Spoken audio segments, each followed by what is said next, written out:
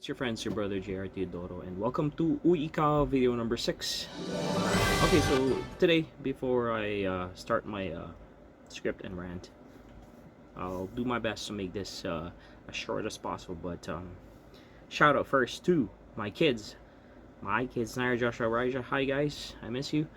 To Sister Joanna, to Ate Marvs, John, yes, John, Kusina ni Puldo, Jaden's Clothing, Sunil Kumar, Ate Avek, and Boss Alvin. Yan po yung mga nakita kong nag-respond sa mga RTJ production post ko. I thank you very much for always tuning into RTJ Productions. Please share if you want. If you don't want, that's okay as well. But thank you for tuning in as always. Oh yeah, how's your summer so far? Talagang napakainit sa labas. Umaabot tayo ng mga 30 plus. I think tomorrow we're gonna be hitting almost 40.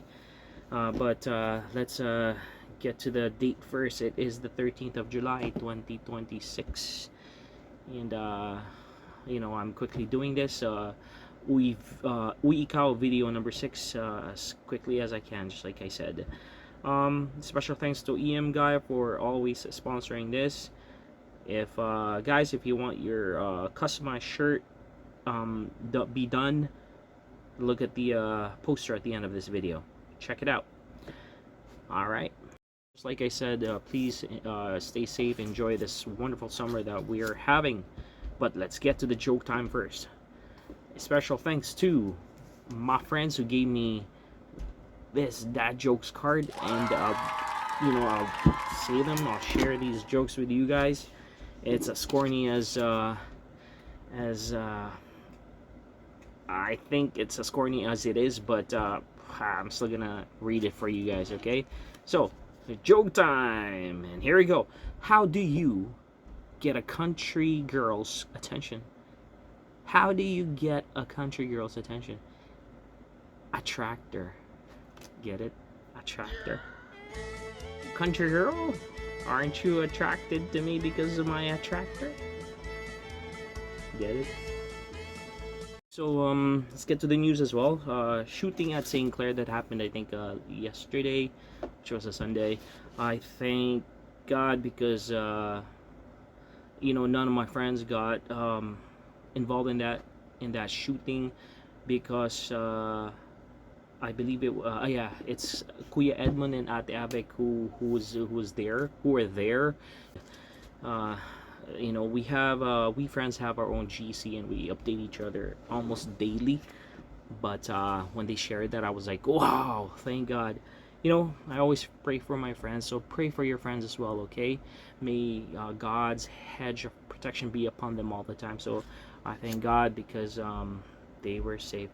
And as always, condolences to the victims of that. I believe it was a targeted crime. Sad. So also reminder guys na ipa-check up niyo ang inyong mga mata. Tayo ay tumatanda. Maski bata ka man, if you're young, take care of your vision, take care of your eyes, okay? Eat whatever things that's good for your vision, health. Yes. But if you're like me, aging in a way, magpa-check up kayo yearly ng inyong mga mata. Kasi importante yan. Okay po, papaalala ko lang sa inyo yun. So, next, siguro, oh my gosh, let's talk about Iran. They're getting it up there. Ang kulit kasi. So, ipagdasal po natin, let's pray for Iran and the US and Israel and the whole Middle East. Such a mess over there. Okay, also just want to share, just found out na some states down in New York, or basta west ng New York, they're kind of deciding on keeping the daylight savings. So that means no more change of time, adjustment of our time before winter. So I hope that happens because I can't wait. Kasi it's just inconvenient, disruptive sa nakasanayan natin, di ba? Kaya, And another thing, the last one maybe I want to share, or no, not I want to share, but second thing I want to share is the video that na kumakalat, that's being viral and shared. Have you seen that bison attacks tourist?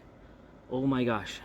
Ipapa-remind ko lang po sa inyong lahat na kapag it is a wild animal, get out of the way, move to safety. Okay?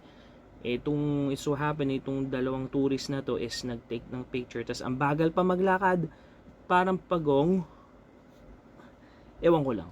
Maybe they don't know what animal that is, but if you do not know what kind of animal it is, jet, like a run if you could, or just go to safety. So if you Google, or if you go to YouTube and search for bison attacks tourist or wild Yellowstone encounter or something like that, you'll see that video. Oh my gosh, lumipad yung mama sa ere ng mga parang 13 feet high hata. Oh, I just hope he didn't break a bone or something, because that was a high and most likely hard fall. Sa mga nagsiswimming pool dyan, pupunta sa beach or pupunta sa mga swimming pool, public swimming pool, or anywhere na may body of water, please think of safety, wear a life jacket, or don't go to the deep end. If you cannot swim, stay in the shallow end. Okay po, reminder po sa ating lahat itong mga to. So maybe our topic na gusto ko i-share ngayon is about attacks ng mga yung crimes, mga ganon.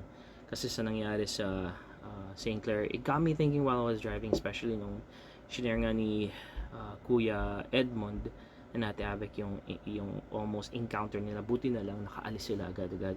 But it got me thinking, what if andun ka, right? Ready ka ba? Do you know what you're gonna do? Saan ka pupunta? Kasi sa Pinoy, ang mentality nila kapag andun ka, tapos may nangyari sa'yo, time mo na.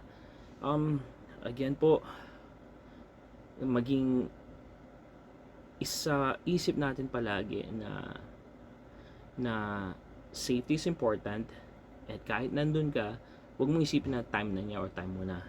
As much as possible, do your best to escape the danger. Okay? Because take note po, ang kaaway natin ay ang mga demonyong yan. They are here to steal, to kill, and to destroy. Kaya po, ipapaalala ko po sa ating lahat ang dapat nating gawin. Okay po? That is to pray. Okay? Huwag po nating hayaan na mangmang tayo sa mga ganong paraan. Huwag po tayo maging hindi alerto sa mga ganong mga posibleng mangyari. Kaya po sa mga festivals na pinupuntahan natin, sa mga events na pinupuntahan natin, be vigilant po tayo. Huwag po tayo maging foolish and trusting sa mga nakikita natin. I don't mean to be cynical or paranoid, pero look at what is happening.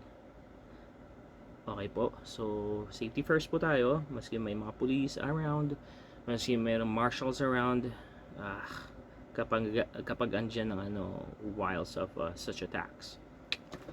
I can't say the T word pero yeah, just pray po tayo all the time. And if you think you got what you wanted, yung entertainment, manonood ka man ng entertainment, after noon, alis na po. Huwag na po kayo magtambay-tambay. Para po for your safety lang. At para po less traffic din. And I believe it's just for our safety.